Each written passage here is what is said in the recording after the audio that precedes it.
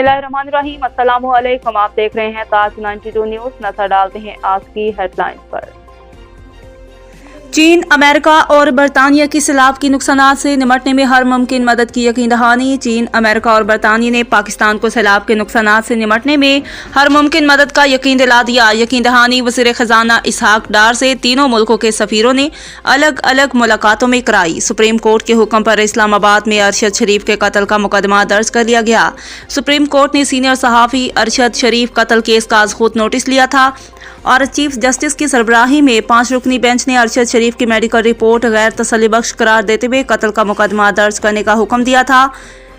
Pakistan England test match के दौरान मुल्तान के 16 तालीमी इदारे बंद रहेंगे। पुलिस की जानिब से जारी बयान के मुताबिक मैच के दौरान सुबह 7 से शाम 4 बजे तक बोसन रोड हर तरह की ट्रैफिक के लिए बंद होगी। बोसन रोड पर ज़करिया यूनिवर्सिटी समेत 16 तालीमी इदारे बंद रहेंगे। इन तालीमी इदारों में होने वाले इम्तहानात भी मुलतवी कर दिए गए। परवेज़ इलाही से ताल्लुकात ठीक है, रास्ते जुदा हुए ही नहीं थे। सरबराह काफ लीग चौधरी शुजात ने मज़ीद कहा कि मैंने इमरान खान से कहा था कि लॉन्ग मार्च का पहला आइटम महंगाई रखोगे तो लॉन्ग मार्च में शामिल होने को तैयार हूँ।